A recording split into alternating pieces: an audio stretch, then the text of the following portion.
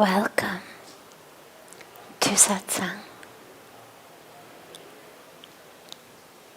So beautiful as always to be together. We'll start as we always do with a question that's come in from our global family and audience who join in through the gifts of technology from online, and then open it up to any questions that any of you have. All right, we can start. We'll take yours first and then come back.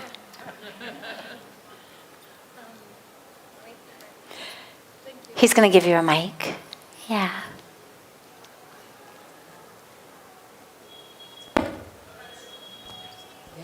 All right. Thank you so much. We're here with our group, and today we're contemplating on the question, who am I? So I would like to ask you, who are you? Beautiful. And what a beautiful question to be pondering. There's so many ways into that. This is the key question on a path of what you could call Jnana Yoga, the path to the divine through wisdom.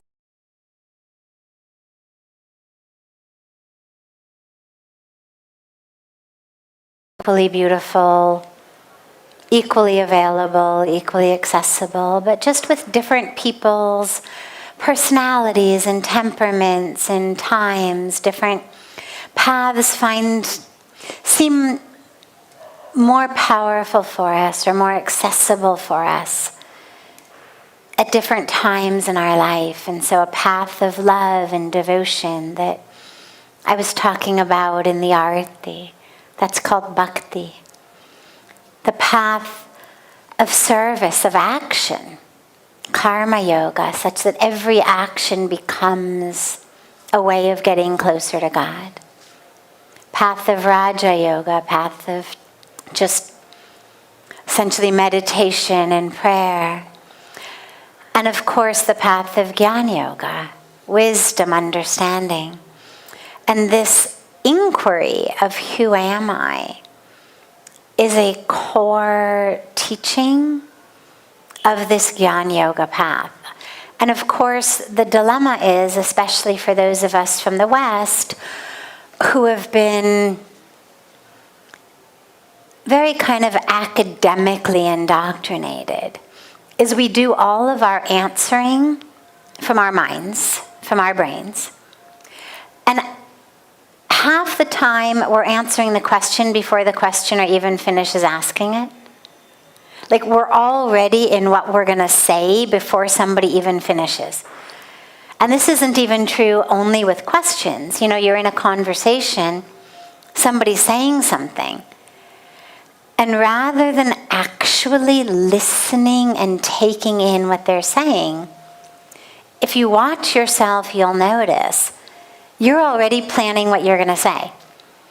And you can notice that sometimes when you're having a conversation with someone and you see their lips start to move, and you realize that they're literally planning what they're going to say while you're still speaking.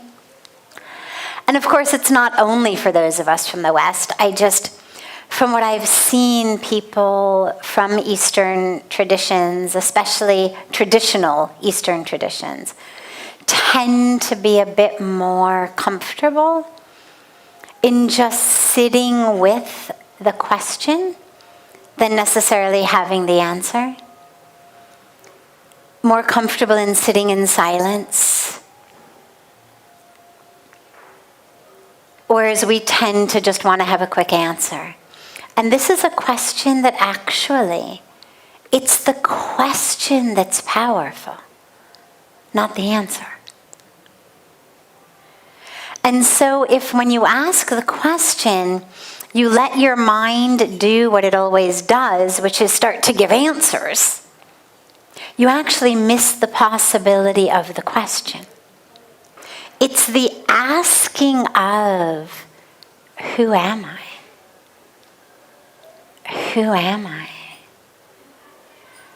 Who am I? And yeah, the mind will do its thing. It'll try to answer. But you just keep going. Who am I? Who am I?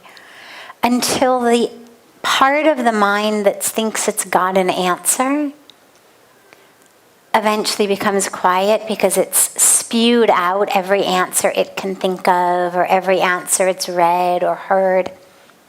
But you keep asking. And eventually in that spaciousness, it creates the possibility for the experience of who you are to emerge. The tragic irony is, the minute you try to name it, it's gone. The minute you try, the mind kicks in and you start to say, oh yeah, oh this is who I am. It's gone. It's like a bubble. The minute you try to grab it, it's over. Because the thinking mind can only give you that which isn't self. So you say to me, who are you? Well, if you ask my thinking mind, it'll tell you, nice to meet you. I'm Sadhvi Bhagawati Saraswati. I am a 52-year-old female American monk living in India. I've been here 27 years, and I do this and I do that. And oh, that's my mom. And yeah, she had a stroke, and so she's here. And we could do this. And if we got closer and I opened up, I might say to you, and you know, when I was young, I struggled with depression and anxiety and addiction and trauma and abandonment issues. And here's the way that I suffered in my childhood. And so here are the issues that I have. And we think that this is an honest description of who we are. All we've done is describe the vehicle. The joke example I always give about this is, it's like if you're driving down the road and someone calls you and says, who are you? And you say, oh, I'm exit 51. They're going to say, no, I didn't say where are you, I said who are you? And if you say, oh, well, now I'm exit 52, they're going to think either your phone doesn't work or you've kind of lost your marbles. Because we understand that exit 51 or 52 is just where our vehicle has reached at this particular intersection of time and space. But that isn't who you are. But if I say to you, I am a 52-year-old American female monk in India, it's literally the exact same thing as saying I'm exit 51. It might say to you, I'm a 1971 model that is at exit 51. So it's just describing the vehicle. Where it was manufactured, when it was manufactured, and where it is at the current moment, where it's reached. That's not who I am. The dilemma is, the only other option to who I am, if I'm going to verbalize it to you in this sort of way, is to just throw words at you. I am soul, I am spirit, aham brahmasmi, I am one with Brahman, I am one with the supreme reality. Soham, I am that. And they're just words. Because that's what the mind can do. That's what the thinking mind can do. Now, those words are actually much more true than the first words. The dilemma is they're just words. They're not actually an experience of who I am. And so if I'm telling them to you, I would get an A+ in truth of the self, or an A+ in self-realization. But if I'm telling them to myself, they're not actually giving me that experience, they're just words. And that's where we get stuck, because we try to use the mind, the thinking mind, to understand that which is beyond mind. And so we go around and around and around and around, and we never actually get there. We describe it, but it's like reading menus or recipes out loud to each other while we die of starvation. Or reading them to ourselves while we die of starvation. They're just words on a page. They're not actually filling my stomach. They're not actually giving me any kind of nutrients. They're just words on a page. And yet, the words are very helpful if they accompany actual food. So if I know what I'm eating, great. But if I'm just reading the menu or the recipes, I'm nowhere. And this is the really interesting opportunity that this question raises, because it gives us an opportunity not only to know who we are, but to actually experience it, and therefore to go beyond the greatest obstacle we have to knowing ourselves, which is our own thinking mind. So the very muscle, organ, tool, instrument that by default we turn to understand the self is the very organ, muscle, tool, instrument that blocks us from knowing the self. And this is why in many traditions, the practices are ones that just make the mind freeze. You know, if you eat really, really, really cold ice cream and you get that kind of brain freeze thing where just for a second the whole brain just stops. There's philosophical, spiritual counterparts to that, where it's like a mind freeze. This is what Zen koans are about when they say, you know, what's the sound of one hand clapping? Or if a tree falls in the woods and there's no one there to hear it, what sound does it make? They're not questions that have answers. The point is not figure out the answer. The point is use the question to go beyond the mind. The mind will play with it for a while. It'll chew on it like a dog with a bone. And eventually it's going to give up because there's no place for it to go. And when the mind finally gives up is when you have that opportunity in that spaciousness to have an experience that is beyond the mind.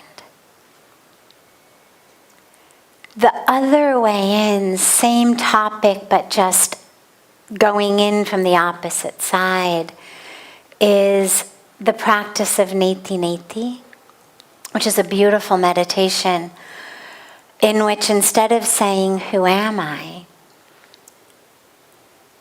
you say what you are not. And so we begin by saying, "I am not my sorry." I know that. That's an easy one. I am not my skin beneath the sari. Again, I know that. My skin peels sometimes if I get sunburned. I'm sloughing off skin cells all the time. They're regenerating. But who I am is not coming and going with my skin. I'm not my skin. I'm not the blood flowing beneath my skin. We know that. We donate blood. We get blood transfusions. All of these things happen and we don't have a break in the sense of self. I'm not my muscles. I'm not my bones. We know this. It feels right inside. We understand. And you go slowly, slowly, piece by piece through the physical body, waiting to move on to the next piece until you get an inner sense of, like, yeah, I'm with you fully. And then you go on to the next. And most of us are kind of like, yeah, I'm with you fully through all of the body. We understand I'm not my kidneys, I'm not my liver, I'm not my bones, not my muscles. But then you start to say things like, I am not a neurotransmitter. I am not serotonin. I am not dopamine. I am not an electrical signal. I am not a myelin sheath on an axon of a neuron. Okay, not those things. Well, but what that means is I'm not my thoughts. I'm not my memories. I'm not my emotions, because every single thought, memory, emotion can be mapped simply by the chemicals and the electricity involved. That's all it is. There's nothing else happening in the brain. It's not like you dissect someone's brain and, oh, there's the memory.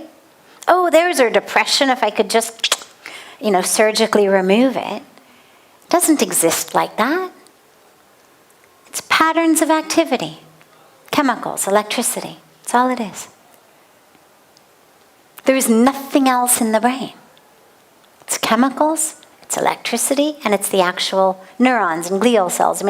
But there's no anxiety. There's no memory of abuse. It doesn't exist. It's all chemicals and electricity in different parts of the brain, in different loops, in different areas.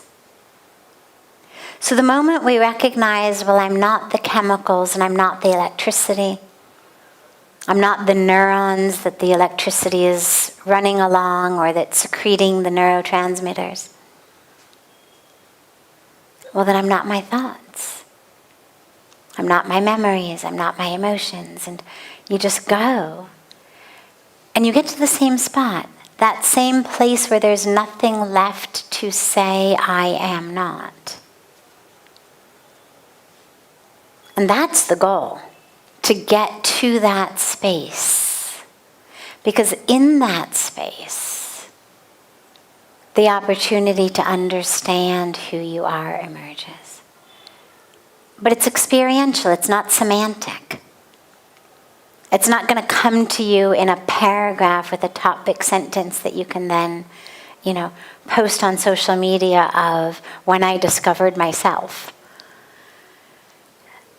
The moment you try to put words on it, you lose that experience, because then you just bring it back to the thinking mind.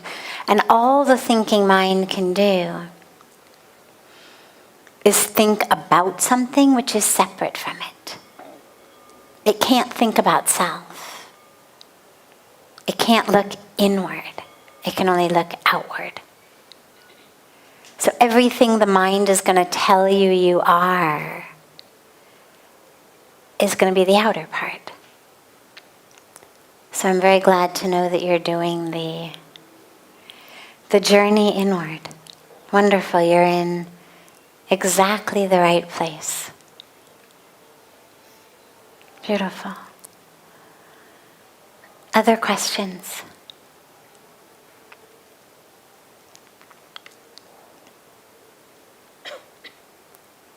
Yes.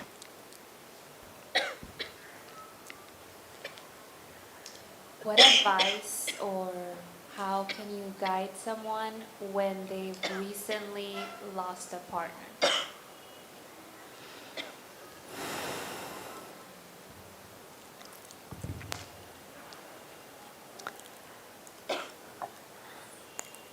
There's no advice really to give someone who has just lost their partner, their beloved, their loved one, their soulmate. Because again, advice is in the mind. And at that moment, they're all in the heart.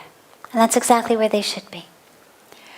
You don't want to think about grief. You don't want to think about what you should be doing or feeling.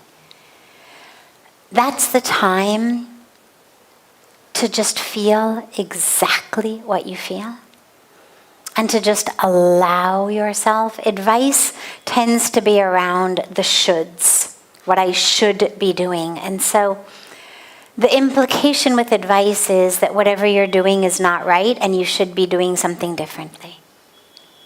There's no right way to do grief other than not to do it and to push it away.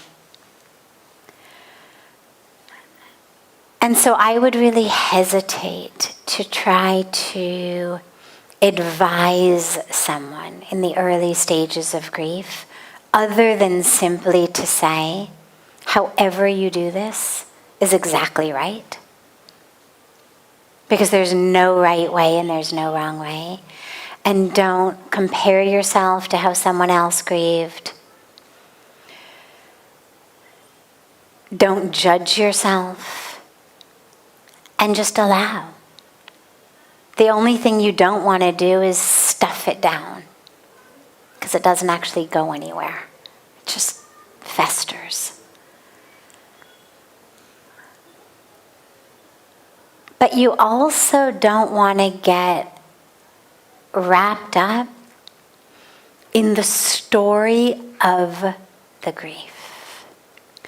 Because a lot of times what happens with that is it keeps us really stuck. So for example, we lose a loved one. We're in the midst of grief. We're crying. And as we're crying, the image of the loved one comes up in our mind and we smile. Because on the deep level, they're still there. It's just the mind that can't interact with them anymore because the mind can only deal with that which I can see or hear or touch. But inside us, in the soul, we still feel them, we picture them, we feel them, we know they're here. So we picture them and we smile. And then maybe we picture them smiling at us, and then maybe we laugh a little. We remember something. But then the mind comes in and says, how dare you laugh? They are gone. They're gone. You're never going to see them again. It's over. And then, of course, we're sobbing again. That's what I mean by we don't want to get stuck in the drama of it. Allow whatever emerges just to emerge. And most people's emotions tend to be waves. And they come in waves, and there will be a wave of grief. And then it may be a wave of anger. How dare you leave me? Like, how dare you not wear your seatbelt? Or how dare you keep smoking? Or how dare you not exercise? Or depending on whatever it was that we lost them due to. Or how dare you, God, for taking this person away from me? And then we close our eyes and we see them and we smile. And the waves can come in any order, in any pattern. There's no fixed way they come. But it's the nature of emotion, is that it's very fluid. And just allow yourself to have it like that. Whatever is up for you is exactly what should be up for you. And if it's grief, if it's anger, if it's longing, if it's joy, if it's laughter, if it's whatever it may be, Just let it be there. It's exactly right. But try to keep the mind from jumping into a narrative about a drama and a story. Now you're alone. Now you don't have anybody. What's going to happen when you get old? Everybody else has somebody. You don't have anybody. If only you had remembered to tell me to buckle up. If only you had tried harder to keep me from smoking. If only. And the mind just gets into its crazy-making cycle.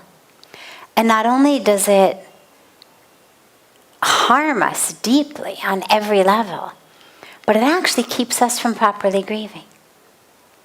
Because grief is not a thinking process. It's a feeling process. And so the more I'm stuck in my mind doing its drama and its narrative, the less I'm actually grieving. Which means the less likely I'm going to actually be able to heal anytime soon. You know, it's like if you think about a physical wound. If you cut yourself and you're bleeding, and instead of actually cleaning it and putting a Band-Aid on it, or cleaning it and leaving it open to the sun, or putting coconut oil, or whatever we may do, if instead of any of those things, I just look at it and yell at it and start telling the story of how I got cut over and over again and how the universe isn't fair, it's going to get infected. It's going to get infected. The thing's going to get infected, and, you know, all sorts of untoward things happen. You got to take care of the wound. Not get lost in the story of how, why, or poor me, or oh my God, or just take care of the wound. If it hurts, cry. But try to keep the brain from doing its usual judgment, story, drama around it all. And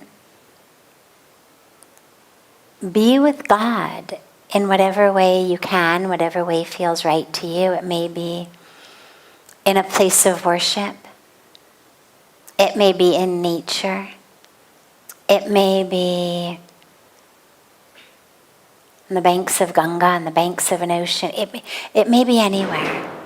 But give yourself the opportunity to connect with that,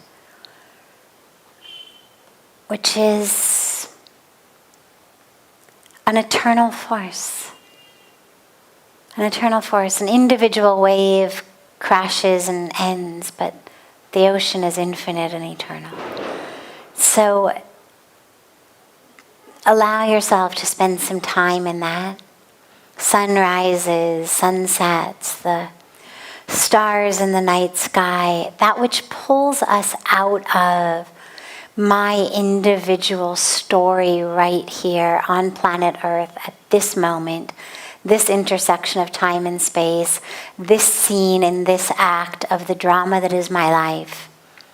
If we can just expand a bit. So it's not the repression or suppression or denial. It's not, oh, let's go to a party or see a movie instead. But it's remembering that yes, this also, and yes, the sunrise also. And yes, the stars in the sky also. And neither undermines the other, but they coexist. And so give yourself some of those opportunities to also re-remember what else exists. Yeah?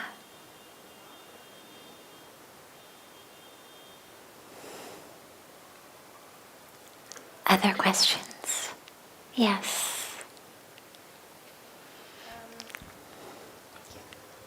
I know you are involved in many projects, and thank you so much. But I have a request about garbage near a waterfalls, forest, and the other part of the nature, and feels a lot of pain. Maybe you can ask her to establish a day in all the meditation or yoga or healing schools had to clean with students, or what could be an effective action for this problem. Because Mother Earth asks respect, and let's see a good example of that. Great question. So she said she knows that we are involved in a lot of projects and programs and what to do about the trash that she sees by waterfalls, in nature, in so many different places, and what can be done. So this is an ongoing, major problem and project of not just us, but so many people. I can tell you that in the 27 years that I've been in India, it's gotten a lot better. Just to give you some historical references. So when Pujya Swamiji first became officially president of this ashram in the early 1980s, and he put trash cans all over the ashram and hired extra sweepers. People told him he was trying to turn it into America. He had spent many years in America establishing the Hindu Jain temple in Pittsburgh and other temples abroad, and people said, "You're trying to make this America." So this is going back 40 years already. The ghat where we do arti, he built that ghat because when he first came here in the late 1960s and through the 70s, in the morning, people would go down to the banks of Ganga and go poop on the banks of Ganga. And it broke his heart, and he tried to get people to stop, and nothing worked. And he finally realized that what he needed to do was to turn the banks of Ganga into a temple, and that no one was going to poop in the morning where they pray in the evening. And so he covered it with marble, instituted the Ganga Arti, as a way to remind people to have that devotion for Mother Ganga, but also just purely practically to make sure that everybody understood this is a temple, not a toilet.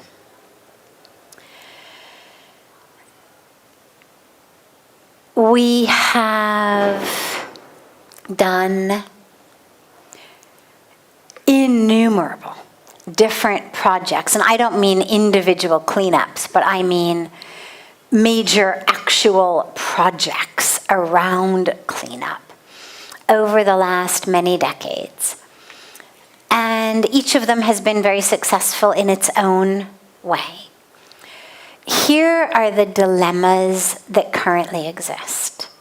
Number one is purely a matter of infrastructure. So for example, several years ago we were doing a major cleanup over in Rishikesh at the train station, or the old train station before it got redone.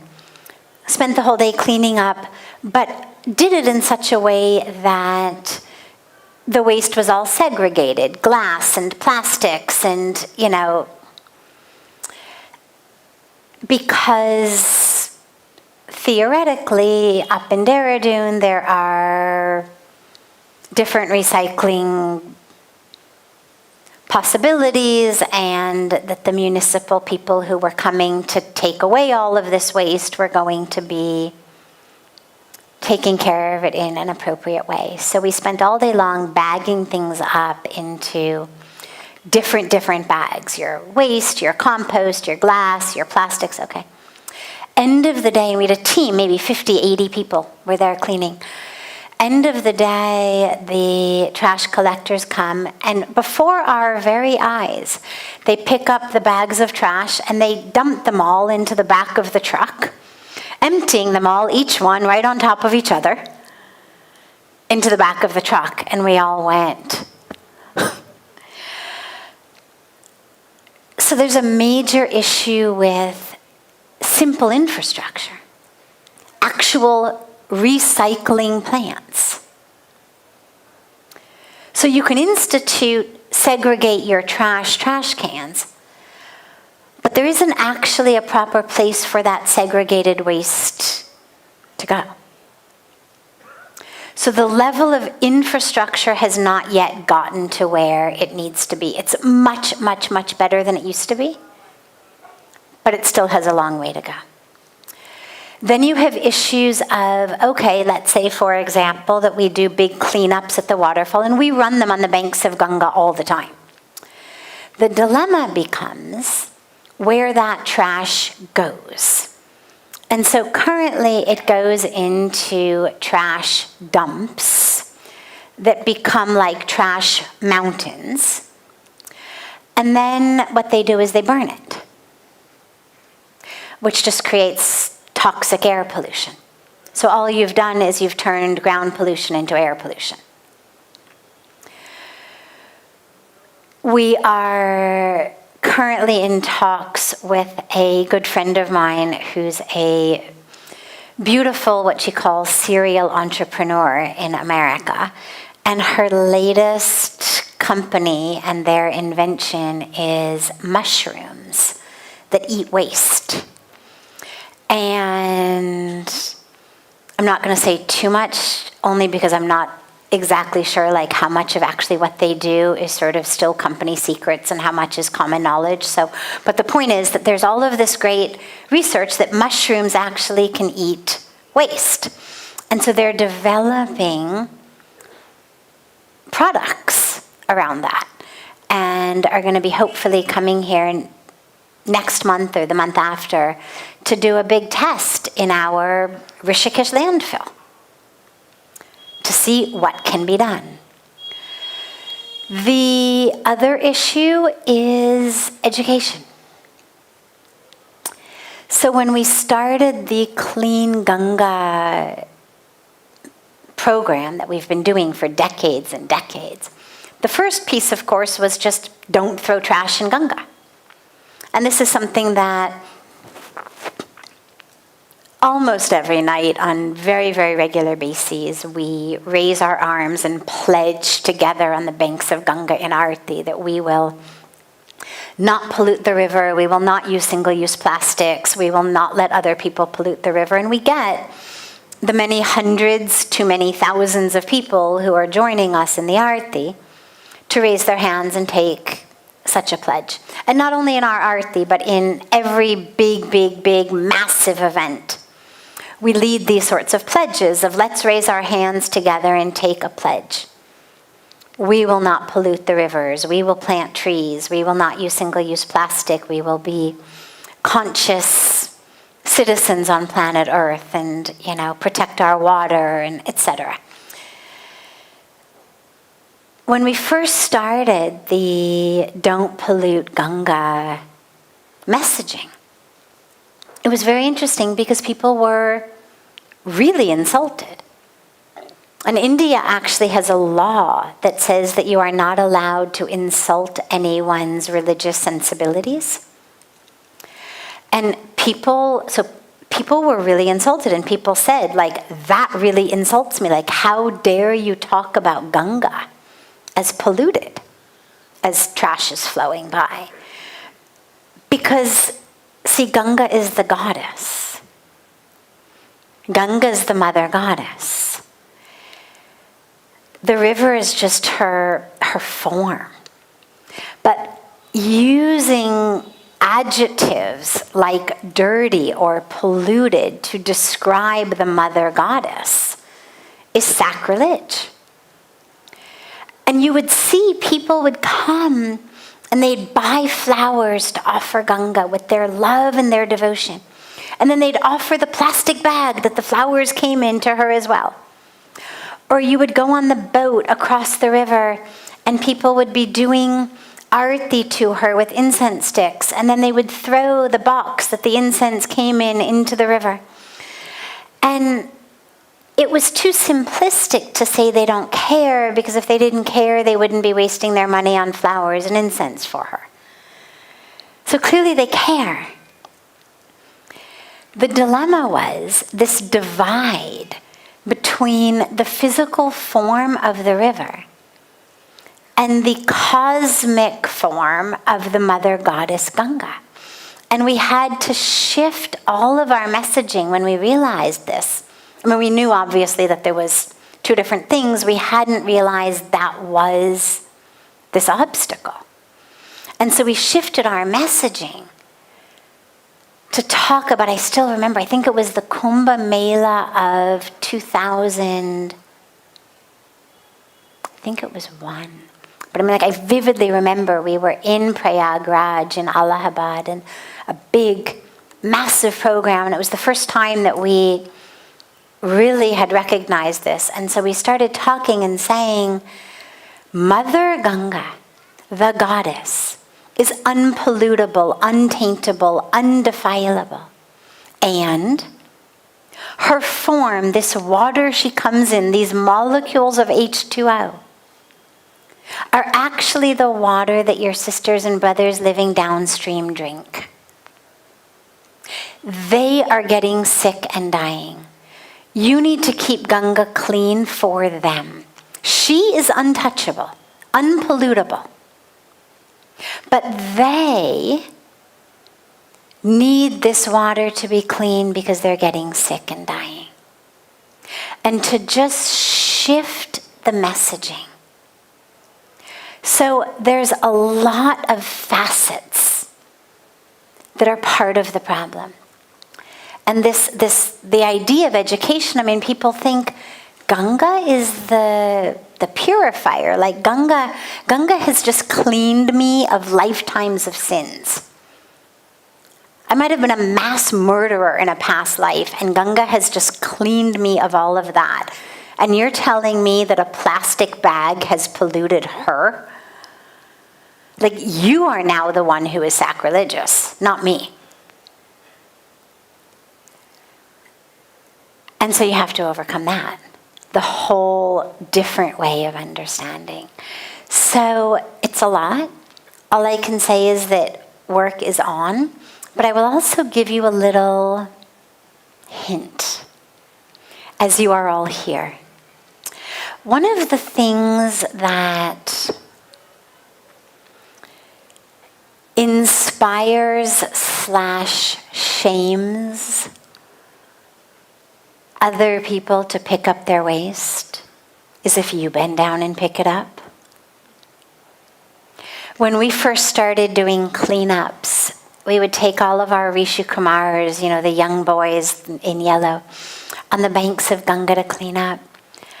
And people were aghast that we had the young priests in training who read the Vedas picking up trash, that we had foreign guests, like Western people, picking up trash, well-to-do people, rich people, professional people picking up trash. Nobody could believe it. And we kept doing it, and slowly other people joined. I remember when we went out on pilgrimage to Gomukh, the glacier that's the source of Mother Ganga. It's an 18-kilometer trek out from Gangotri to the glacier. And on our way in, we had noticed a lot of trash on the ground. So on our way out, we did a huge trash cleanup. And at first, all of the coolies, the Sherpas, and the guys with the ponies, they couldn't believe it. They just stood around, eyes wide, jaw dropped to the ground, watching our yellow-clad priests in training and well-to-do professional foreign guests bending down and picking up trash. But slowly, slowly, slowly, they all started joining in. Because see, that's the other dilemma in this country, is that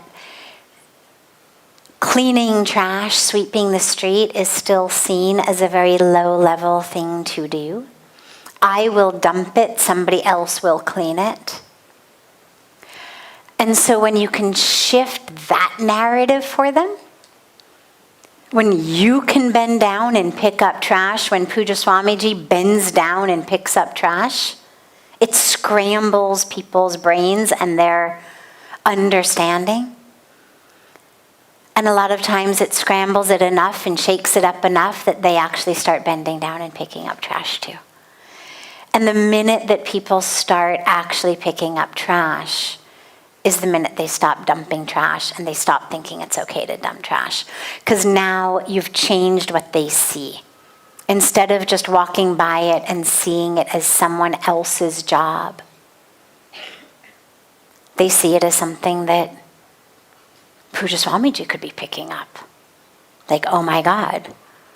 And so then they get inspired and pick it up.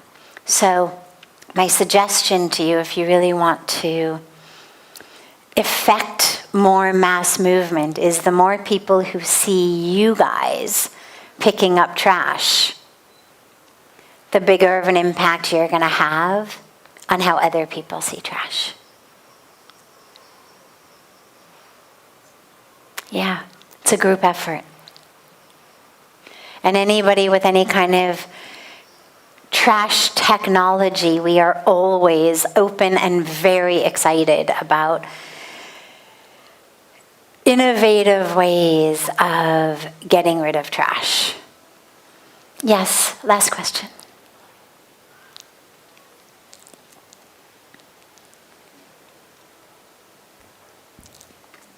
Thank you very much for that exciting, great answer. My question is about limitation for technologies and probably relying on some ancient wisdom, because we had 12 years ago in Mexican Gulf, we had bacteria Cynthia, which had been invented to clean the oil from the Mexican Bay. But unfortunately, in a few years, it been discovered that it actually started eating and killing people and the animals and birds. So sometimes maybe we clean our bodies from mushrooms, and it feels a little, very dangerous to use. Would this mushroom, could it become a weapon against us rather than cure for the trash? Maybe the change in the mind, which you actually do, and spreading this wisdom is the safe way rather than improving this. Beautiful. So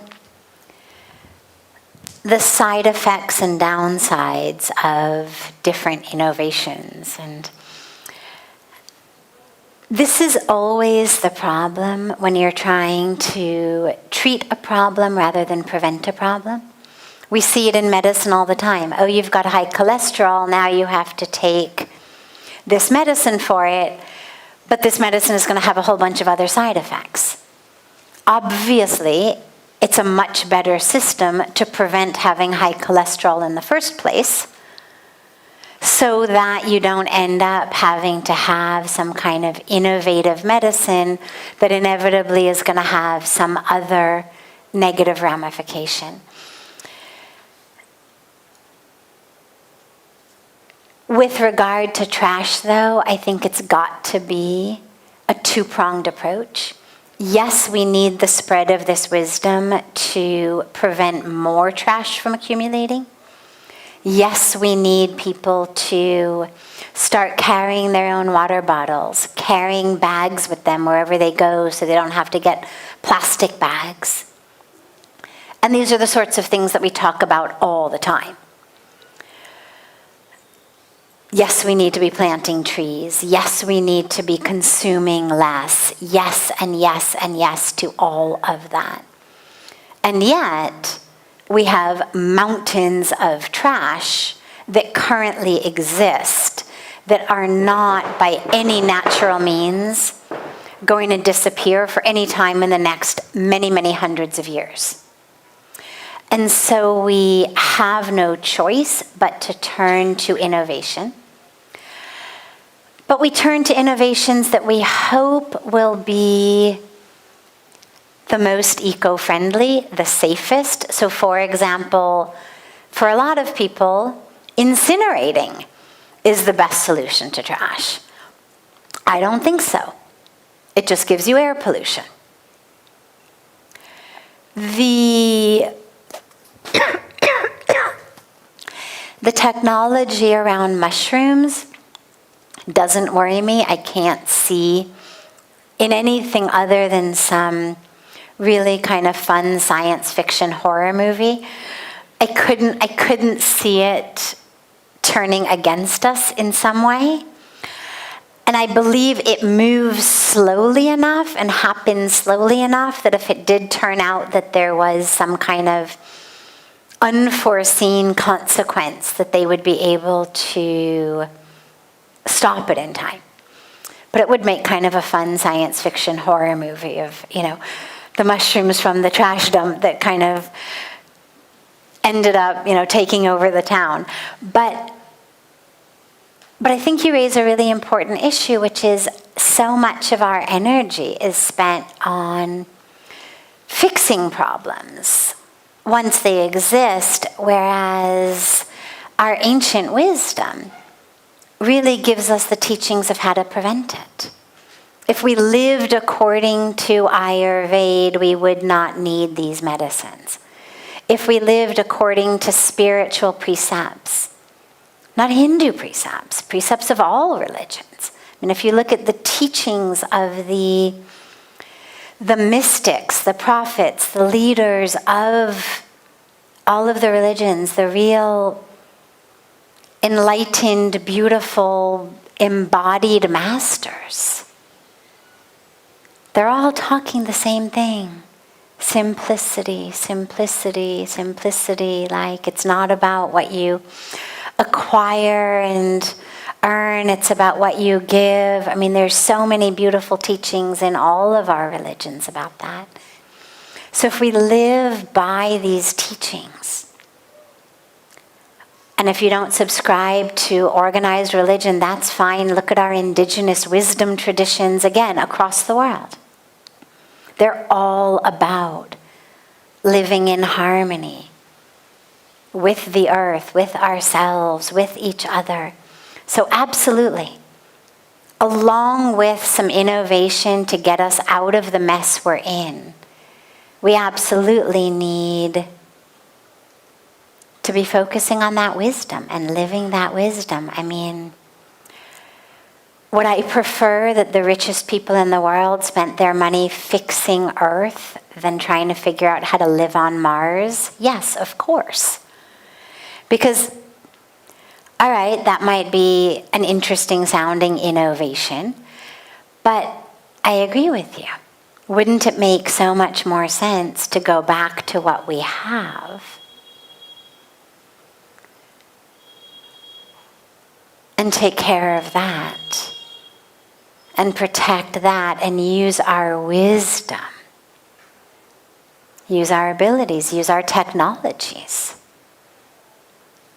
to protect what we have rather than always trying to create something new, bigger, better out there that's going to somehow fix the problem here. So yeah, absolutely. Thank you. Have a beautiful, beautiful rest of your evenings. And I look so forward to seeing you all again tomorrow. And have a beautiful, beautiful night, and so much love to you.